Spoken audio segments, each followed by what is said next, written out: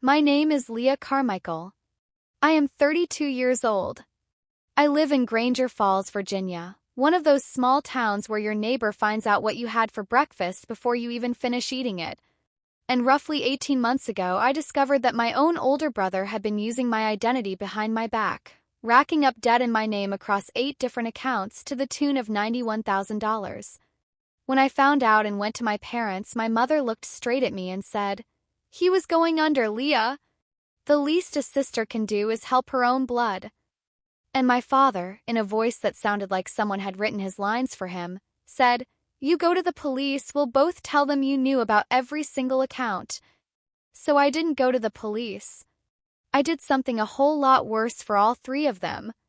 But before I get into any of that, real quick, if this story is already hitting something in you, please hit that like button right now and subscribe to this channel.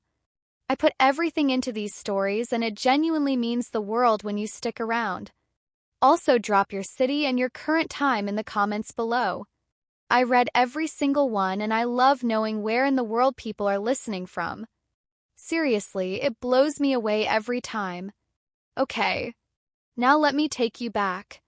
Not just 18 months. Further back than that. I need to take you to the night I signed a piece of paper that I honestly believed was me helping my family, and turned out to be the starting gun for the worst stretch of my life. It was a Wednesday night in early October. A little after 10.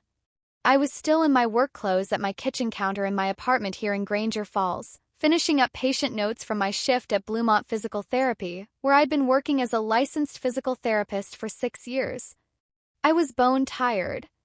The kind of tired that settles in your shoulders and doesn't leave until you sleep 2 nights in a row, which, as a PT who picks up extra shifts, doesn't happen often.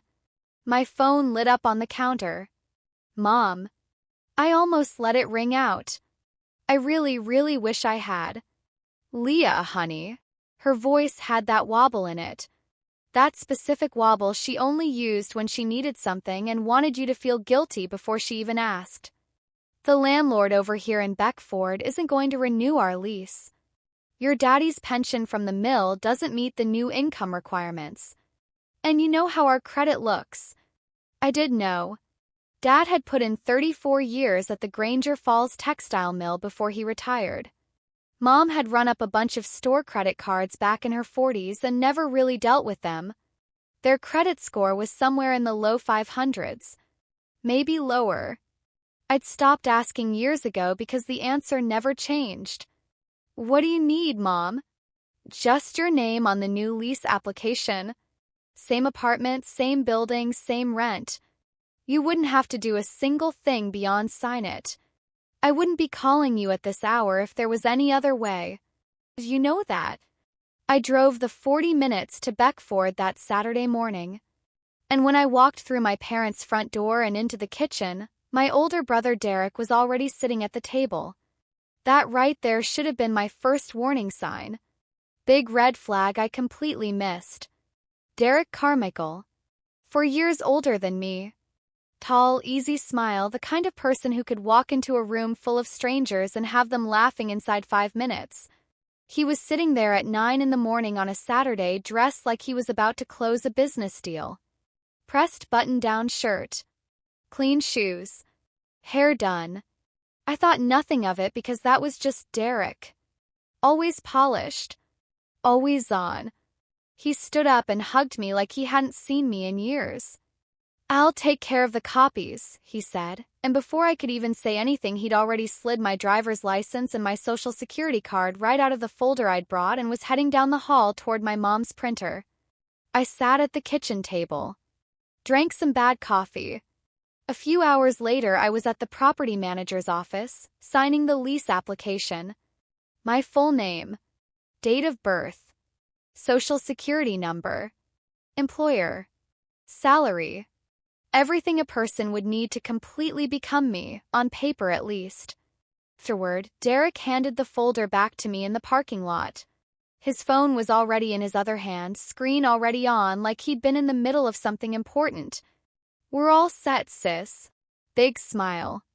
Relaxed voice. "That's your family. You don't check up on family. On the drive back to Granger Falls, I pulled up my credit score the way I did at the start of every month. 792. I took a screenshot and saved it to a folder on my phone called House Fund. I'd earned every single point of that number through 5 solid years of paying everything on time, keeping my balances low, never missing a bill. That screenshot is still sitting on my phone today. It's the last photo of the life I had before my brother decided he wanted it more than I did. Before I go any further, let me tell you who Derek actually was in this family. 'Cause it matters a lot for what comes next. At every holiday dinner, every church get-together, every birthday celebration at the steakhouse in downtown Beckford, my mom would introduce us the same way every single time. She'd gesture to Derek like she was showing off something she'd built with her own hands. "This is my son, Derek. He works in financial advising." Big smile. Little pause. Then almost like she remembered I existed. "And this is Leah. She's a physical therapist." Just like that. Like helping people recover from strokes and surgeries and accidents was something I did for fun on the weekends. Like the veterans I worked with who were relearning how to use their arms again, that was just a side hobby. Derek loved the spotlight. He picked up every restaurant bill with a big show of sliding his card across the table. He bought Mom a designer bag for Mother's Day.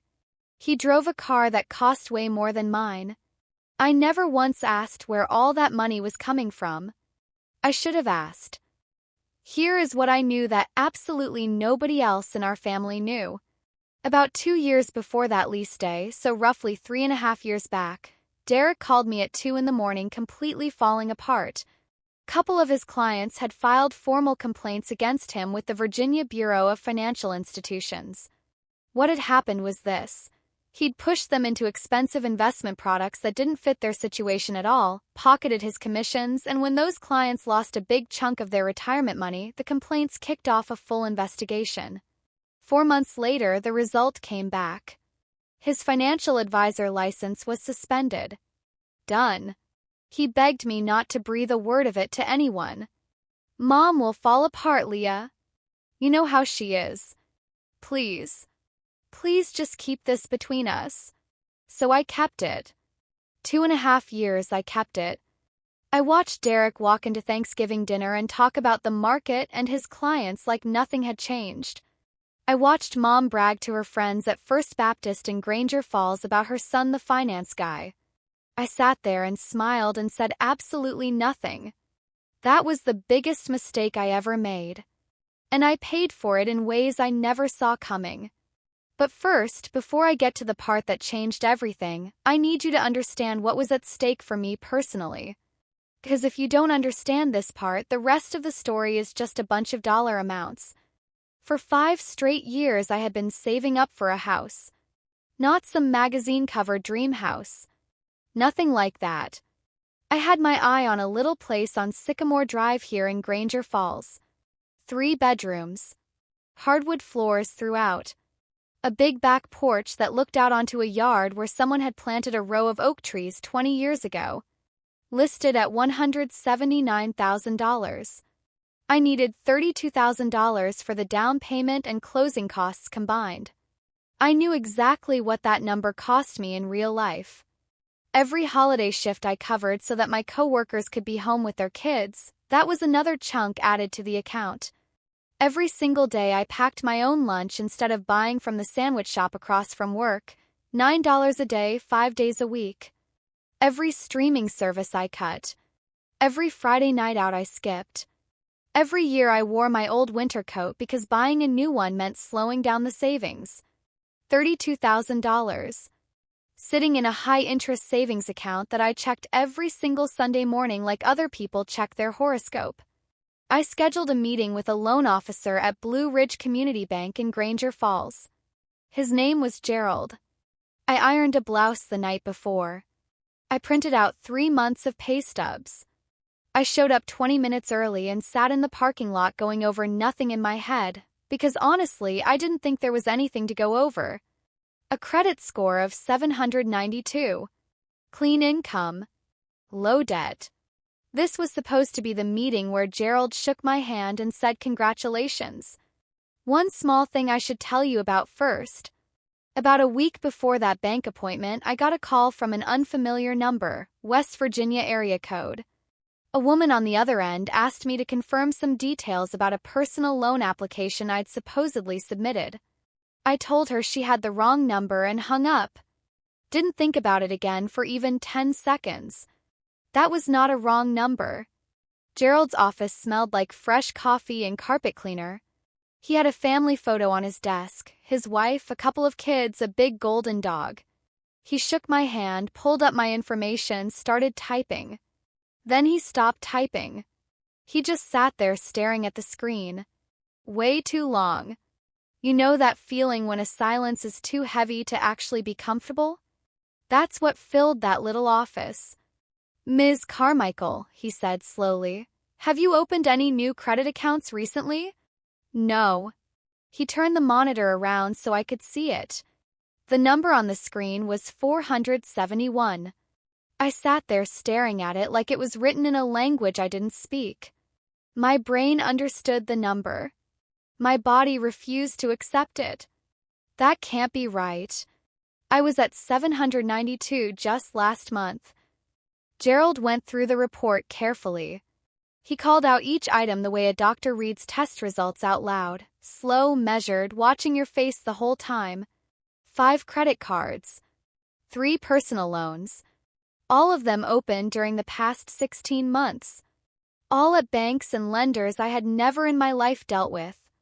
Cities I'd never been to. Total balance outstanding, $91,400. My hands were gripping the armrests of that chair so hard my knuckles went white. "Ma'am, did you open any of these accounts?" "No."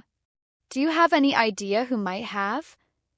I didn't answer out loud, 'cause the answer was already sitting in my chest like something heavy I didn't want to pick up. The lease. Derek handing me back that folder in the parking lot. His phone already in his other hand, screen already lit. He wasn't texting. He was moving. Gerald printed out the full report and pushed it across the desk to me. "You need to file a police report today." I drove home with that printout folded face down on the passenger seat so I didn't have to look at the number. I didn't call the police. I called my mother. She picked up right away. I kept my voice as flat and steady as I could make it. I told her everything, Gerald's office, what the screen showed, the accounts, all $91,000 of it. The line went quiet in a way that told me everything before she even spoke. It wasn't the quiet of someone trying to take in shocking news.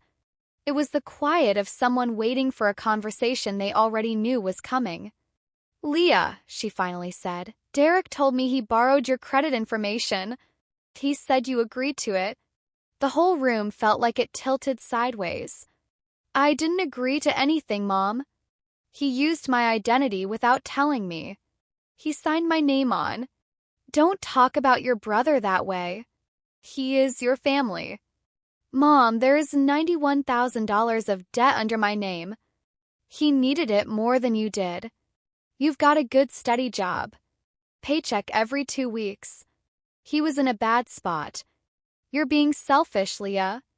You've always had trouble thinking about anybody besides yourself. Selfish. $91,000 worth of debt chained to my name, and somehow I was the selfish one."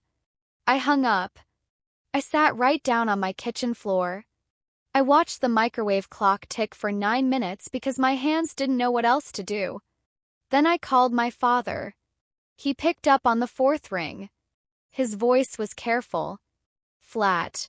Like he was reading from a piece of paper someone had put in front of him. "Leah, if you go to law enforcement, your mother and I are both going to tell them you gave Derek permission to use your accounts." "Dad, you know that isn't true. We've talked it over. This is a family matter. It stays inside the family." He said it like he was reciting lines. 'Cause he was. Somebody had coached him. I knew who. I put the phone down on my counter and just stood there, holding that printout in one hand and looking at nothing. And right then something shifted inside me like a lock clicking open. This wasn't a family that had made a terrible mistake and was scared about it. This was a family that had a plan. Now before I keep going, I have to ask you something, and I genuinely want you to answer in the comments. If this was happening to you, your own brother stealing your identity, your own parents covering for him and threatening to lie to the police, what would you do first? Would you go straight to law enforcement anyway? Would you confront your brother directly? Or would you do something else entirely? Drop your answer below. I read every comment. And while you're there, if you haven't subscribed yet, please do. This story is about to get a whole lot more intense, and you do not want to miss what happens at that anniversary party. My mother got moving fast. A lot faster than I expected, honestly. Within 2 weeks, she had made phone calls all around me. Not to me, around me. To my Aunt Carolyn, who'd been close with our family for 30 years. To the women from Beckford Community Church. To neighbors who had known my parents since before I was born. And she told every single one of them the exact same story. Leah has been really struggling lately. She's been saying things about Derek that are just not true. We're worried about her. Texts came rolling in almost immediately. First one from Aunt Carolyn. Honey, your mama is really worried about you. Have you thought about talking to somebody? Talking to somebody. Meaning a therapist. The meaning. Your mother told me you've been making things up and I believe her completely. Then Derek posted something on Facebook. An old family photo from Christmas 2 years back. All 4 of us around the tree at my parents' house in Beckford. Mom in her red sweater. Dad with his coffee mug. Derek and me side by side, both grinning. His caption. Family is everything. No matter what. 58 likes. 11 heart reacts. The mom in the comments, my babies always. I saw it on my phone during my lunch break at Bluemont Therapy and felt something pull tight in my chest like a rubber band about to snap. In a place like Granger Falls, what people think about you is basically money. It opens doors or it closes them. And my mother had been quietly draining my account of that for 2 solid weeks. At the grocery store, Linda from the church choir looked at me with that extra sweet smile people use when they feel sorry for you but don't want to say so. At the gas station on Route 11, Mr. Dalton, a man who'd known my dad for 25 years, gave me that look. The one that says I've heard things about you and I feel bad for you but I'm also keeping my distance. I was becoming the story people whispered about. The unstable daughter. The one who was making problems for a good family. There was one person in all of this who hadn't said a word against me. But I didn't know it yet. Her name was Aunt Vivian. And she had been standing right where I was, 12 years before me. I kept going back to that phone call. The one from the West Virginia number. The woman asking about a personal loan. I found the number in my call log and dialed it back. Meridian Financial Services, how can I help you? 22 minutes and 3 different transfers later, a fraud specialist named Tanya confirmed it. A $13,500 personal loan had been opened using my social security number, my birthday, and a mailing address I'd never heard of, a P.O. box down in Staunton, Virginia, about 40 miles south of Granger Falls. I pulled my complete credit report that same night through annualcreditreport.com. When the page loaded, I had to set my laptop down on the counter because my hands were shaking too much to hold it. 8 accounts total. Been slowly over 16 months, not all at once. 1 new account every 6 or 7 weeks, spread across lenders in different states. Each one just small enough in the opening stages to fly under the automatic fraud warning systems. Whoever did this wasn't acting on impulse. They understood how the process worked. They knew exactly how to stay under the radar. Every single one of those 8 accounts had the exact same mailing address. That P.O. box in Staunton. Every bill, every statement, every warning letter, all sent there. I never received a single piece of mail about any of it. Then I found the date the first account was opened. Credit card with a $9,000 limit. Proved just 4 days after I signed that lease in Beckford. 4 days. Derek didn't stumble into this and get carried away. He didn't borrow my information in a moment of desperation and then feel terrible about it. He walked into my parents' kitchen that Saturday morning with the whole thing already built out in his head. My mom's late-night phone call asking for help with the lease. I genuinely don't know if that was even real or if that was part of the setup too. The lease application was just the door. My social security number was the key. I had been his plan all along. My coworker Jamie was the first person I told. We were straightening up one of the treatment rooms at the end of a long back-to-back shift, the kind of day where you go home exhausted but can't really explain why. I was reorganizing a rack of resistance bands on total autopilot. Not saying a word. "You've been completely quiet for 3 hours," Jamie said. Jamie Holloway, occupational therapist, originally from Richmond, one of those people who notices the things everyone else politely ignores. We'd worked side by side for 4 years. She knew when my quiet wasn't normal. "I'm okay." "You're not. And you don't have to say anything. But if you want and nothing leaves this room." So I told her the whole thing. The lease, all 8 accounts, the $91,400, what my mom said on the phone, what my dad said on the phone, the P.O. box in Staunton. Jamie stood there and listened to every word without interrupting once. When I finished, she didn't try to make me feel better. She gave me something more useful. My old roommate's sister went through something really similar a few years back. Her cousin did it to her. She used an attorney named Robert Finch. He handles consumer protection and identity theft cases. His office is in Cedarmill, about 45 minutes from here. He actually answers his own phone. I called Robert Finch first thing the next morning. He picked up on the second ring. I gave him the short version. "What you're describing is called familial identity theft," he said. His voice was calm and clear, and honestly just hearing someone talk to me like I wasn't crazy was enough to make my eyes water. "Here's exactly what we're going to do. We file a report with the FTC. We lock down your credit at all 3 bureaus. We begin disputing every fake account. And we hold off on going to the police for now." "Why wait on the police?" "Because your mother has already built a story. You walk into the Granger Falls station today, she shows up right behind you and says you gave permission for everything. We need a paper trail so solid that her word doesn't have anywhere to stand. We need documents that speak louder than she does." He paused. "Is there anyone in your family, anyone at all, who might back up what you're telling me? Someone who's seen how your mother operates before?" I hadn't spoken to Aunt Vivian in close to 11 years. But that night I picked up the phone. Rang 6 times. I almost disconnected on the 5th. "Hello?"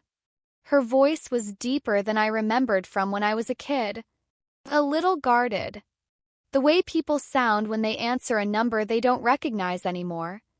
"Aunt Vivian." "It's Leah." A long, slow breath. Not a sigh. More like a door that had been stuck shut finally giving way. "Leah." "Oh, sweetheart. I wasn't sure I'd ever get a call from you. I hadn't reached out in 11 years. Not because I didn't want to, because doing so had a price tag. Your mom pushed Vivian completely out of our lives. Even just saying Vivian's name at the dinner table earned you a cold silence that could last for days.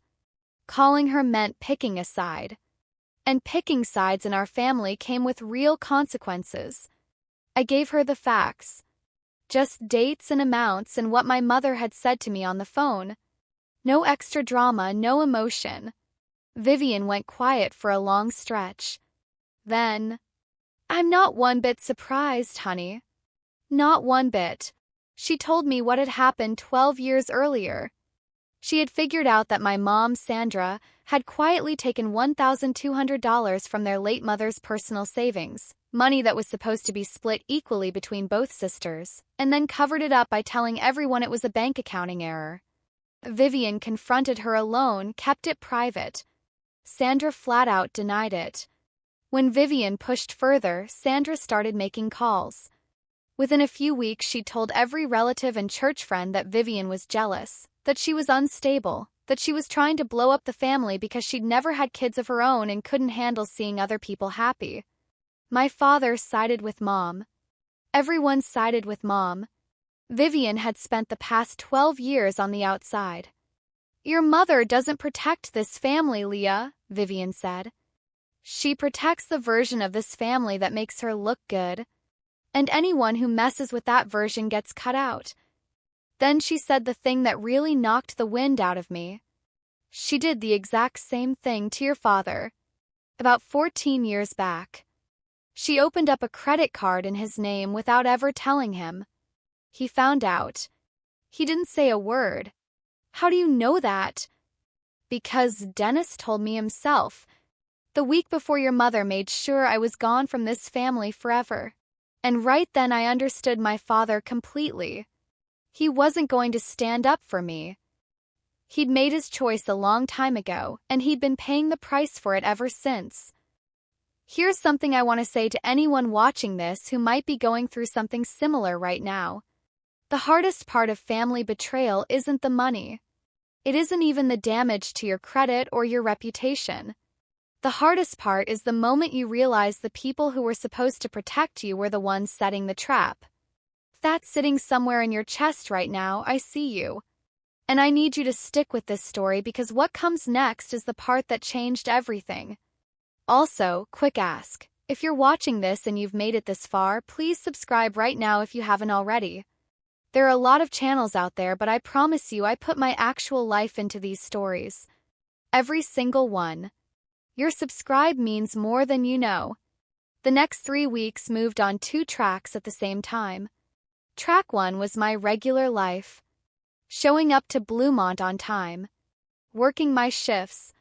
Helping my patients do the hard, slow work of getting better. Not telling anyone at work except Jamie what was happening. Track 2 was Robert Finch's action plan, and I attacked it like it was a second full-time job. First thing Monday, I filed the FTC identity theft report online. Took about 40 minutes. I saved the confirmation number in 4 separate places. Tuesday, credit lock. Equifax, Experian, and TransUnion. 3 phone calls, 3 different security codes, 3 written confirmations. Nobody was ever opening another account using my name again. Not Derek. Not anyone. From Wednesday straight through the following Friday, dispute letters. 1 for every single fake account, each one clipped to a copy of my FTC report and my notarized written statement, signed in front of an official notary at a UPS store in Cedarmill, swearing under penalty of lying to the government that I did not open, sign off on, or receive any benefit from any of those accounts. Robert sent formal requests to the lenders asking for copies of the original account applications. 4 out of 8 sent them back within 2 weeks. When I spread those application pages out on my kitchen table and put them next to my real signature from my physical therapy license paperwork, the difference jumped right out at you. My own writing is small and tight, kind of squeezed together from years of filling out clinical notes in narrow spaces. The handwriting on those applications was wide and loopy and very sure of itself. It was Derek's handwriting. I had seen it on birthday cards my whole life. But the one detail that made Robert go completely quiet on the phone was on the 3rd application. Personal loan for $16,000. In the employer field, someone had written Callaway and Marsh Financial Group, the firm where Derek had worked before the state pulled his license. A company that had been legally off-limits to him for over 2 years. "We've got 3 applications with forged signatures," Robert said. And on top of that, he listed himself as a current employee of a firm he was banned from working with, using your identity to do it. Leah, that goes beyond fraud. That's a federal crime. The party invitation showed up on a Saturday morning. Cream-colored envelope. Gold script letters. Please join us in celebrating 35 years of love, Dennis and Sandra Carmichael. Harvest Moon Banquet Hall, Beckford. Saturday the 14th, dinner, dancing, and toasts.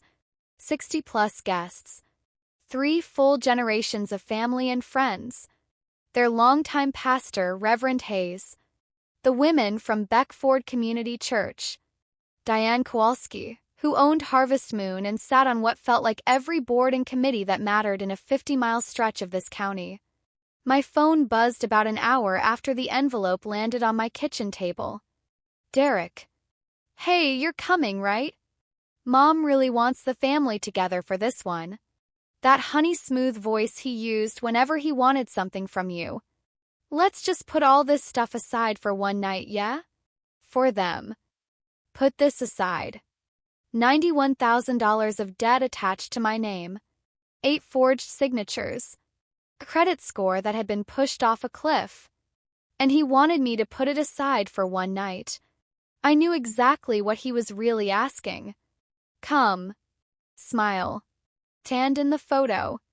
Give Mom her clean, happy family picture in front of 60 people who had already been told I was the unhinged one. If I stayed home, I'd be proving every rumor she'd been quietly spreading. But if I went and played along, that was just handing them a fresh coat of paint to cover everything with. I'll be there, I said. Really? That's awesome, Leah. Mom's going to be so happy. I hung up. Then I called Robert. Their anniversary party is in 3 weeks. I can't tell you what to do in a personal situation, he said carefully. But what I can tell you is this: every document we have is in order. Your FTC report is on file and dated. Your disputes are active.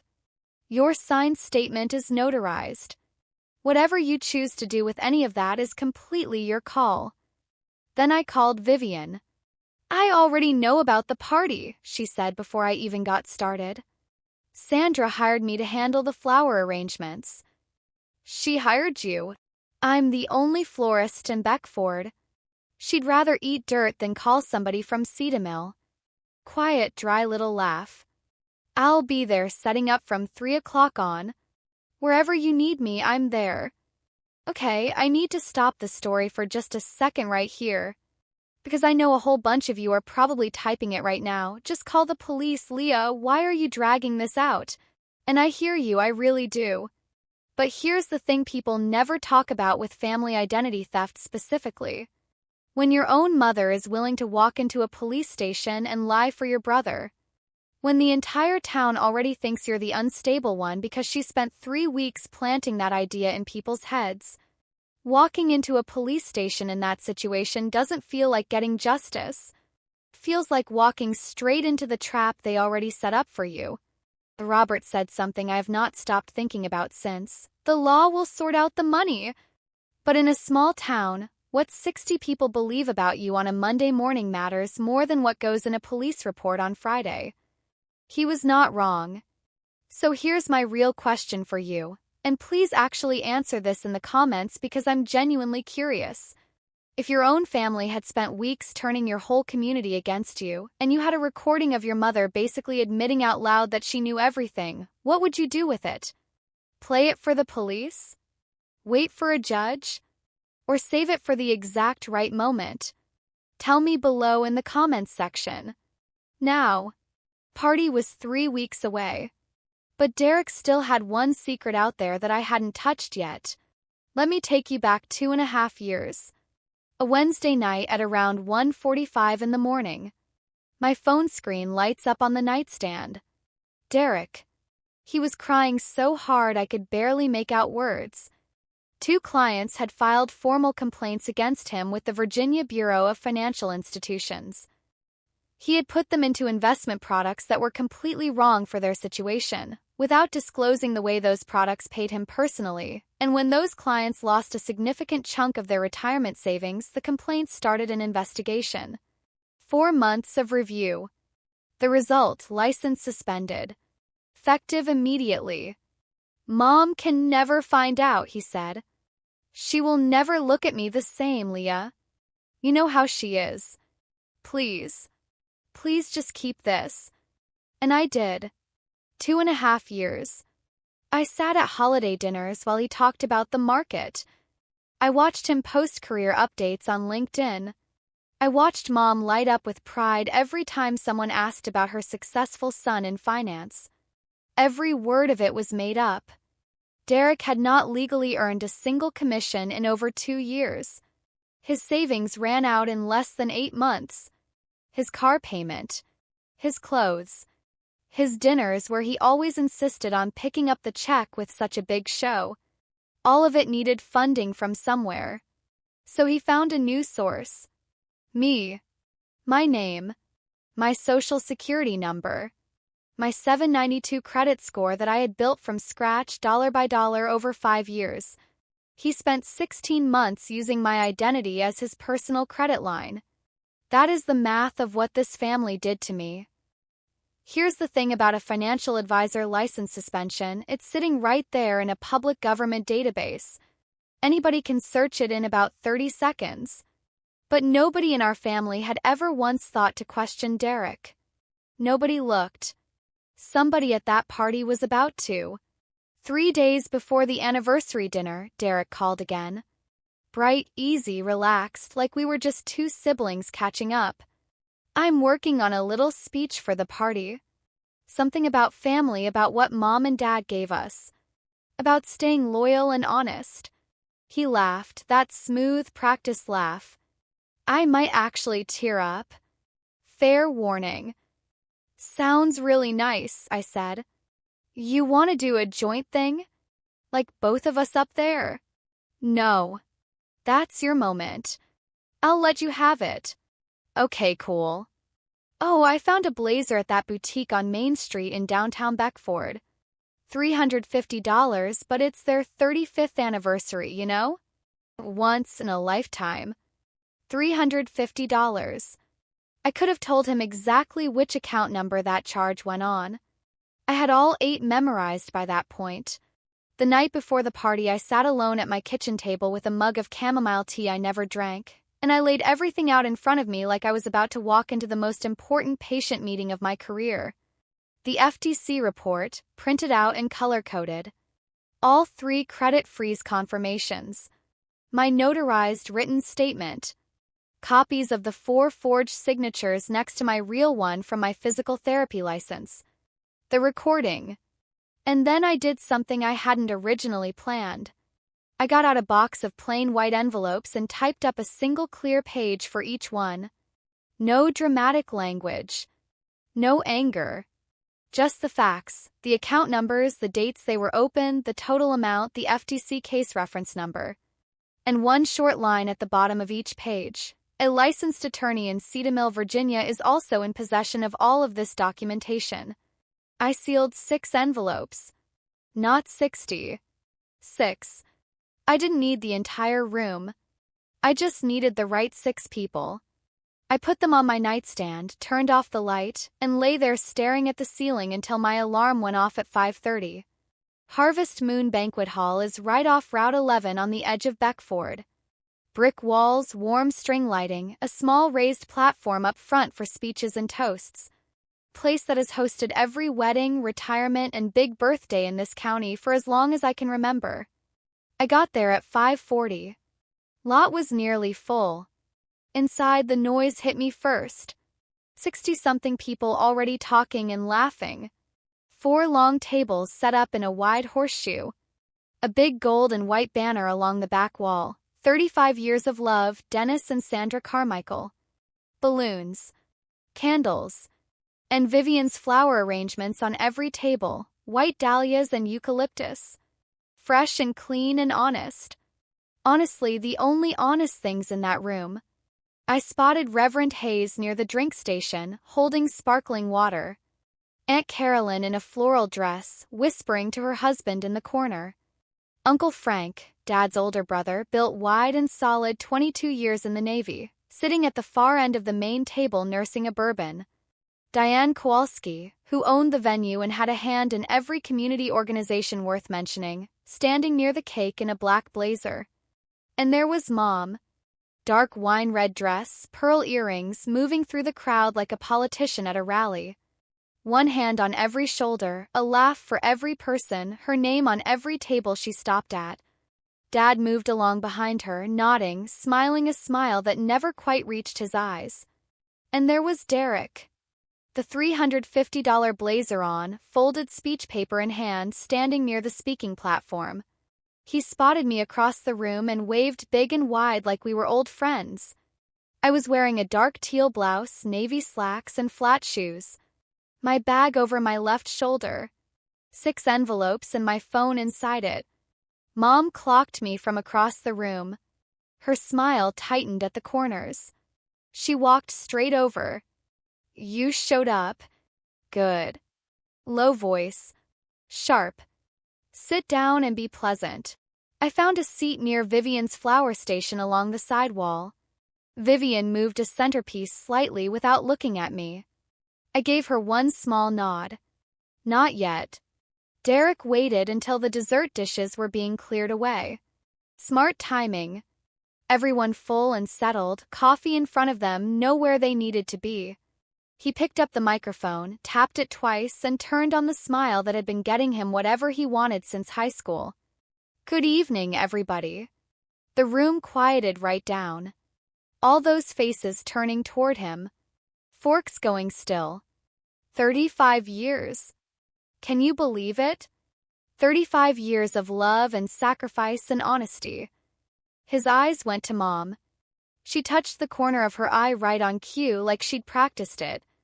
Mom and Dad showed us that family always comes first. No matter what.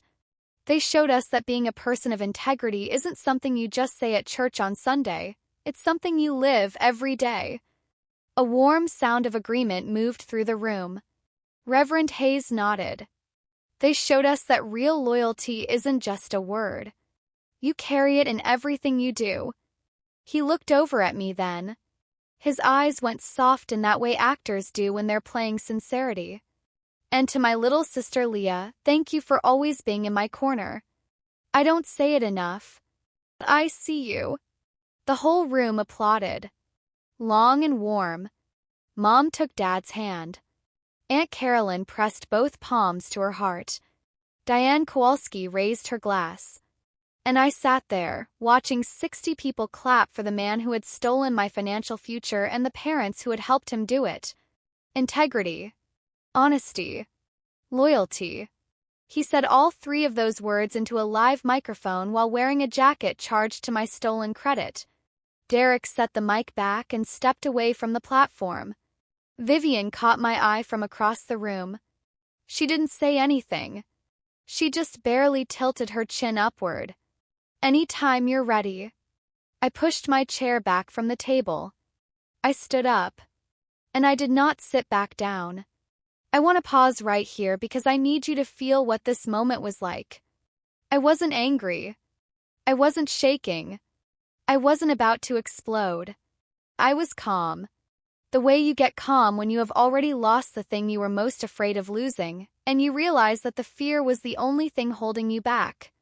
I walked to that microphone platform the same steady way I walk into a treatment room when I know the conversation is going to be hard and important and necessary. No rush. No performance. A few people smiled, thinking the little sister was about to add something sweet to her brother's toast. Mom's jaw went tight. She tracked me like a hawk.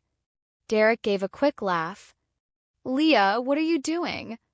"I'd like to say a few words about this family if that's all right." I reached for the mic. He didn't try to stop me. Not with 60 people watching.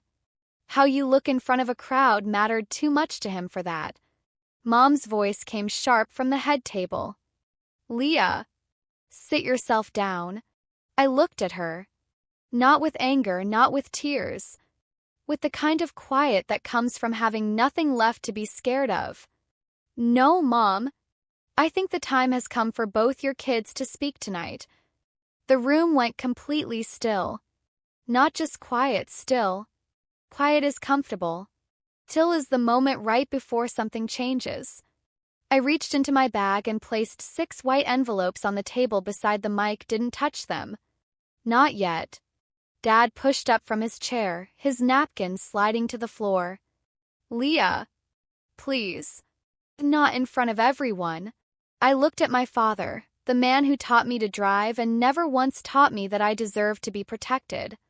Dad, you have had 16 months to say those words. You picked silence every single time. He sat back down.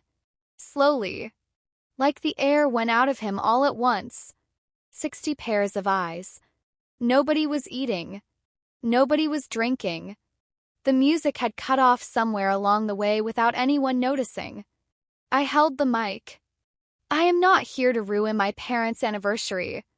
I want to be clear about that. My voice was level. I had practiced that. Not cold, just clear. The way you speak when you need people to actually hear what you're saying. I am here because for the past 16 months, my brother has been opening credit cards and personal loans using my name, my social security number, my identity, without my knowledge or my agreement. The total amount is $91,400. I let that land. My credit score went from 792 to 471. 8 months ago I was turned down for a home loan because of debt I didn't even know was there. You could have heard a pin drop in that room. Sandra shot up from her seat. She is lying. Leah, you sit down this instant. Mom, you don't have to take my word for it. I reached into my jacket pocket. You can take your own. 2 hours before the party, while Vivian was finishing up the flower arrangements, she had connected my phone to the banquet hall sound system. She tested it with a short piece of music to make sure the volume was right. Nobody gives a second look to the florist adjusting the speaker settings. Nobody. I pressed play. My mother's voice filled every corner of Harvest Moon Banquet Hall. He borrowed your name.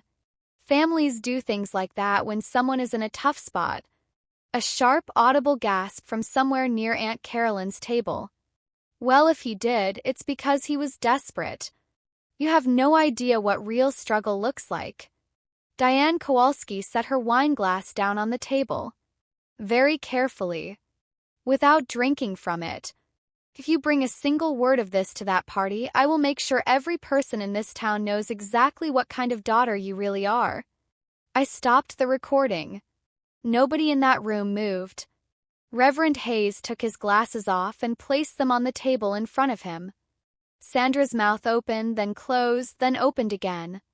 That is, you're taking that completely out of context. The context is $91,000 worth of debt with my name on it. What context fixes that? Derek stepped toward me, both hands up, the calm everything down smile loading up. I had watched him use that exact expression with unhappy clients before. Smooth as anything. Okay, everybody, this is getting bigger than it needs to be. I hear my sister. I do. And yes, I made some bad choices during a really hard year for me. I leaned on Leah more than I should have. But this is a private family matter and it really doesn't belong. He was good. Genuinely. The room was starting to soften. You could feel it, shoulders easing, a few people giving small nods. Then I held up the pages. If this is a private matter, then explain this. I spread the forged loan applications out beside my real signature from my PT license. Side by side. From even 10 feet away, the difference was plain as day. That is your handwriting on loan applications filed with my social security number, Derek. His smooth expression broke apart all at once, like a window hit by a rock. Not slowly, all at once. He didn't deny the handwriting. He couldn't. What came out instead was raw and unplanned. You have no idea what I was going through, Leah. You don't know what that year was like for me. 60 people heard it. Not a denial. Confession trying to pass itself off as an explanation. I set the mic down and picked up the envelopes. I didn't fling them around the room. I didn't make a show of it. I walked them to 6 specific people, one at a time, the same way I'd walk a patient through their discharge instructions. Precise. Unhurried. No performance needed. First to Reverend Hayes. He had known our family for over 20 years. He had sat in the front row of my mother's good reputation for most of that time. I placed the envelope in front of him. This is the full timeline and the FTC report number. I thought you deserved to have it. He looked at me over the top of his glasses. He didn't open it right away. He nodded once slowly. Second to Aunt Carolyn, the woman who'd texted me that maybe I needed professional help.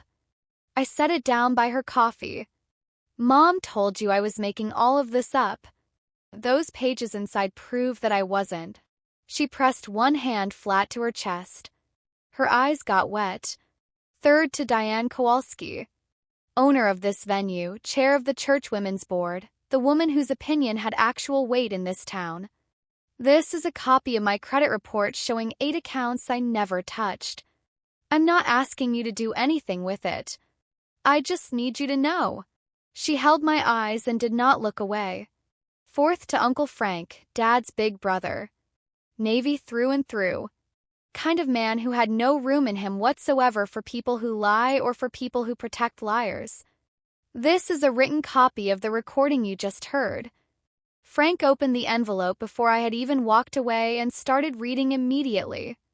Fifth to Jamie, my coworker from Bluemont who had driven over from Granger Falls that morning when I texted and asked if she'd be willing to come. She was sitting quietly in the back exactly where I'd asked her to sit. Having one person in that room who was there just for me, who had no part in any of the family history, mattered more than I can really explain. You were the first person I told the truth to, I said. She grabbed my hand and held it for a moment. Sixth to Vivian. She was standing near her flower arrangements, hands folded together, steady as solid ground. She already knew everything in that envelope. But I wanted her to hold it in her hands in that room in front of Sandra's face. You were right, Aunt Vivian. For 12 years straight, you were completely right. Vivian pulled the envelope to her chest and looked straight across the room at my mother. She didn't say a single word. She didn't need to. I stepped back to the microphone. I have already filed a report with the FTC. My credit is locked. Every fraudulent account is being challenged with full legal documentation. I am not here to ask anyone to pick a team. I am here to make sure the truth is known. Sandra's voice came out from between her teeth. You are going to regret this. The only thing I regret, Mom, is signing that lease. Derek stepped forward one more time, his hands out. That reasonable, let's all calm down voice. The bridge builder to the end. Everyone, please, my sister is hurting and I get that, I really do. I made mistakes this past year. I relied on her way more than was right. But this is between our family and it does not need to be here like this in front of all of. He was almost pulling it off. The room was almost going with him. You could see people starting to settle back. Then Uncle Frank looked up from the page he'd been reading. He looked up the same slow way a man looks up when he's read something that genuinely surprised him. Set the paper flat on the table. Looked directly at Derek. Derek! Just the one word first. Quiet. But in that room, quiet carried. One of these loan applications lists your workplace as Callaway and Marsh Financial Group. He picked the page back up, read it again to be sure. You've been telling this whole family that you're still working in finance. Are you? Every person at every table turned and looked at Derek. His mouth came open. Nothing came out for close to 5 full seconds. I've been between positions right now. It's been a transitional. Frank already had his phone out. One thumb on the screen. Unhurried. Patient. The room just watched him scroll. 10 seconds. 15. 20. Virginia Bureau of Financial Institutions. He turned the phone face up on the table so the screen was visible to anyone near him. Derek Carmichael. License suspended. Disciplinary action. 2.5 years ago. It says right here it's public information. Anyone in this room can pull it up. The feeling that moved through those 60 people was not exactly shock. It was more like everything shifting at once. Every conversation Derek had ever started about the market, every LinkedIn post, every time Mom introduced him as her finance son, every dinner tab he picked up with such a show. All of it. Made up. For 2.5 years running. I never had to say a word about that license suspension. Frank did it. And the reason it landed so hard was because it came from inside the family, from the person my father trusted and respected more than almost anyone, and it carried the full weight of a man who had never once in his life been called dramatic or unstable or difficult. Sandra turned toward Derek. The color in her face had gone flat and gray. Is that true? Derek didn't say anything. And then my father, who had not said a single word the entire evening, finally spoke. His voice cracked on the very first word. It's true, Sandra. He stared down at the table in front of him. I knew. Leah told me 2.5 years ago. A long pause. His throat worked. And you told me to keep my mouth shut about it. The banner across the back wall caught the glow from the string lights overhead. 35 years of love, Dennis and Sandra Carmichael. Every single person in that room had stopped looking at it. I put the microphone back on its stand. Gently. The way you put something down when it was never really yours to hold in the first place. I love my parents. I meant that completely. Which is actually the part that makes all of this so much more painful than if I didn't. I love this town. I grew up here. But loving people does not mean watching them take your entire future away and then sitting down quietly and smiling about it. I picked up my bag. Everything I've described tonight is already in the hands of the legal system. That process moves forward from here no matter what.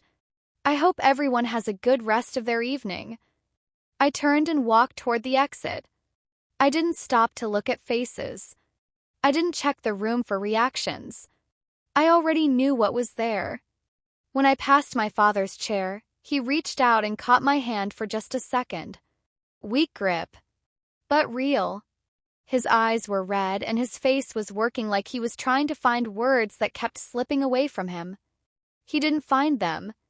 I didn't stand there waiting. But I squeezed his hand once before I let go. Then I walked out. The front door of Harvest Moon clicked shut behind me. The November air outside hit my face cold and clean. I stood next to my car and just breathed. In through the nose, slow out through the mouth. The way I talk my own patients through it when the news is too much and their legs stop working. Vivian came out behind me. Coat folded over her arm. She'd left her flower arrangements inside. You did it, sweetheart. I don't feel like I won anything. That's exactly how you know you did it right. Through the windows I could see the room I'd walked out of. Sandra sitting alone at the head table. Derek's chair empty. Frank and Reverend Hayes standing together near the bar talking quietly. Aunt Carolyn with both hands over her face. The banner still up on the wall. 35 years of love. Nobody in there was looking at it. If you're still here watching this, thank you. Genuinely. I know that was a lot to take in. The story isn't quite finished yet, so please stay with me. But first, this is exactly the kind of moment where I need you to hit that subscribe button if you haven't already. 'Cause what happened in the weeks after that party? That's where this story really finds its ending. And you need to be subscribed so you don't miss it. Also, let me ask you something real quick in the comments. Did Derek deserve everything that came next? Or do you think there was still a way out for him if he'd handled things differently? I genuinely want to know what you think. The first thing to fall happened within 48 hours. Reverend Hayes called my mother on Monday morning. Not to offer support. Not to pray with her. To let her know that the church leadership had gotten together after Sunday service and agreed that it would be best for everyone if Sandra stepped back from her role on the Women's Ministry Planning Committee. He used the word encouraged. She heard removed. Both descriptions were correct. By Tuesday, my phone had messages I hadn't expected. Aunt Carolyn sent me a voice note. Leah, I owe you a real apology. Your mom told me you were falling apart and making things up, and I took her word for it without ever once asking you directly. That was wrong of me, and I am genuinely sorry." Her voice broke on the last two words. Mrs. Elaine Porter, 76 years old, my mom's next-door neighbor in Beckford, had known Sandra for close to 30 years, called her that same Tuesday evening. "Vivian told me about it later," Mrs. Porter had said. "I have known you for almost 30 years, Sandra. I never thought you would let something like this happen to your own daughter." Mom hung up on her. Mrs. Porter mentioned it to the pastor's wife. By Wednesday, 8 more people had heard. Derek disappeared completely. His LinkedIn, his Instagram, his Facebook, nothing posted since the night of the party. Nobody from the wider family replied to any of his messages. Frank blocked his number that same weekend. On the legal side, 3 of the 8 fake accounts were officially wiped from my credit file by the end of that first week after the party. The remaining 5 were being reviewed. Robert told me we were moving faster than he'd originally figured. I went to work. I did my job. My friend Marcus, who had been quietly checking on me for months without ever prying, asked me at the end of one particularly long shift how I was doing. "I'm still standing," I said. He nodded. That was plenty. 2 Fridays after the party, Dad called me. He didn't fully apologize. What he said was, "There are things I should have spoken up about a long time ago. Not just about this. About a lot of things I let go when I shouldn't have." After a long quiet, I said, "Okay, Dad." Then I hung up. It was the longest real conversation we'd shared in 2 years. Which tells you most of what you need to know about the way things had been. Derek held out for 10 days. I think he honestly believed that time would smooth things over. That Mom would get people back on her side. That the world would quietly rearrange itself around him the way it always had. It didn't. He called me on a Thursday night. No small talk. No warm-up. Just the raw version of himself with the polished surface completely gone. "You think this is over? I'll call every single one of those lenders and tell them you agreed to everything. See how that plays out." I let him finish. Then I answered the way I respond when a patient's family member threatens to escalate. Calm, factual, no emotion in it. Go ahead and try it. You should know what you'd be working against. A dated FTC report. A notarized written statement signed in front of an official witness. 4 loan applications in your handwriting that no examiner is going to mistake for mine. A recorded conversation with our mother where she admits out loud that she knew. And your license suspension is now public knowledge across a wide area. If you call a lender and claim I approved loans filed under a firm you were legally banned from, you are not defending yourself against fraud. You are adding a new federal charge on top of it. The line went dead. I called Robert and told him. "Let him make the call if he wants," Robert said. "The documentation shuts it down immediately. And if he files a false statement with a federally regulated lender, that becomes a separate federal offense. He'd be doing our job for us." Derek never called those lenders. He never filed a single counterstatement. He never dialed my number again. That was the last move he had. And the moment I understood that he had completely run out of people willing to back him up, I knew, not just hoped but knew, that this chapter was finished. Let me step outside the story for a second because a lot of people ask me this question. Do you feel guilty about what happened at that party? Honestly, there are nights, late ones when everything is quiet, when I find myself wondering if there was a version of this where I got my credit fixed and somehow kept my family too. Where nobody had to sit in a banquet hall and hear their own words played back to them through a speaker. But then I remind myself, I did try the quiet version first. I went to my mother's house, sat down at her table, asked her privately, just the 2 of us, to help me make this right. She looked me in the eye and told me she would destroy my reputation in this town if I kept pushing. That was the moment the quiet option was taken off the table. By her. Not by me.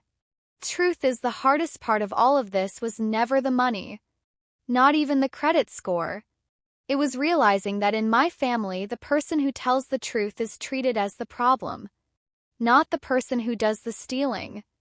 Not the person who does the covering up. The one who names what happened. That's the thing I couldn't keep carrying. 3 weeks after the party, I came home from a back-to-back shift and almost tripped over it. A plain white envelope on my floor, pushed under the front door. No stamp, no return address. Just my name in handwriting I have known since I was a little girl. My father's. All capital letters, slightly uneven, the hand of a man who spent 4 decades holding heavy equipment instead of pens. I sat on the floor of my kitchen and opened it. Inside was a personal check made out to me for $5,500. And a handwritten note on a folded piece of yellow legal pad paper. Leah, this won't come close to fixing it. But it's every dollar I've got set aside. I've been picking up odd handyman jobs since I retired, fixing plumbing, replacing water heaters for people in the neighborhood. Sandra doesn't know this account exists. I'm sorry I didn't have more courage sooner. Love, Dad. I read it 3 times. Then I cried in a way I hadn't cried since the day Gerald showed me that number on his screen. The ugly kind of crying. The kind where your whole chest hurts and you can't tell if you're letting something go or just finally letting yourself feel how bad it actually was. $5,500 against $91,400. As a math problem, it means almost nothing. But as a gesture, it was everything he had, and he gave it without anyone asking him to. I left the envelope sitting on my table for 4 days. Walked past it every morning. Every night. On the 5th day I called him. Dad, I'm not cashing this. A long breath. All right. But I'm keeping the note. Silence. Then quietly, your mother and I are getting some counseling. Reverend Hayes helped set it up. I didn't push for details. That's a good thing, Dad. I hung up. I folded that note and taped it to my refrigerator right next to the photo of the Sycamore Drive house that I'd had up there for a year. 2 most real things in my life. Side by side. Here is where things stand right now. My credit score is 648, not 792. But every single point of that number was earned clean. No help from anyone. Rebuilt from the wreckage, 1 dispute and 1 payment at a time. 6 of the 8 fake accounts have been fully removed from my credit file. The last 2 are in final review. Robert says we should be done within the next 45 days. Derek is being chased by 3 lenders for unpaid balances under his own real name, the money he can no longer run from by hiding behind mine. His license suspension is known throughout every professional financial circle within 100 miles. Sandra cannot make that go away with a few phone calls. Mom stepped away from the Women's Ministry Committee. She still attends church every week, but she sits toward the back now. Mrs. Porter stopped saving her a seat months ago. Dad and I talk every week or 2. Short calls. We pick our words carefully. We are not back to normal.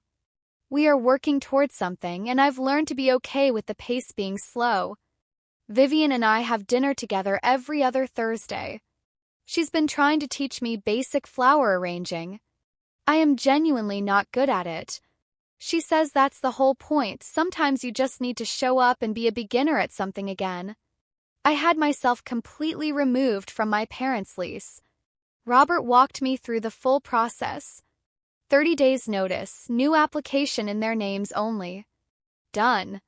There is not a single shared financial connection between me and any member of my immediate family anymore. Not a lease.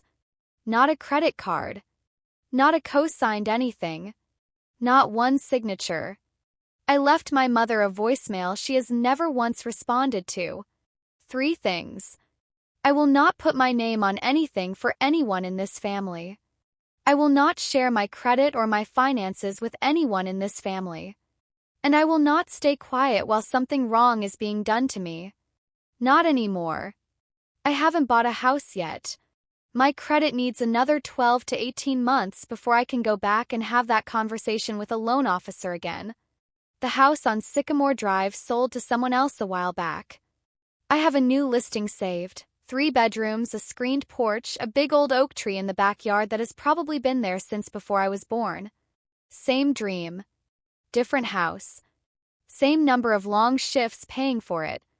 On my refrigerator there are 2 things right now. A printed photo of that new listing. And my father's handwritten note. One reminds me where I'm going. The other reminds me what silence costs when good people choose it. Both of them stay. I didn't share this story to give anyone a lesson. I'm a physical therapist, not a counselor. I shared it because for 16 months I was quiet, and that quiet almost cost me everything. My credit, my house, my understanding of what was even real, and my right to protect myself. If any part of this sounds like your life right now, if you were sitting somewhere carrying a secret that someone else handed you and told you was your responsibility to hold, I just want you to know one thing. Protecting yourself is not turning your back on your family. Never was. Thank you for staying with me all the way through this. I mean that from somewhere real. These stories cost me something every time, and knowing that you stayed until the end matters more than I know how to say. If this hit you somewhere, leave a comment. Tell me where you're watching from and what time it is there. I check every single one. If you know someone who needs to hear this, send it to them. Not because it fixes anything.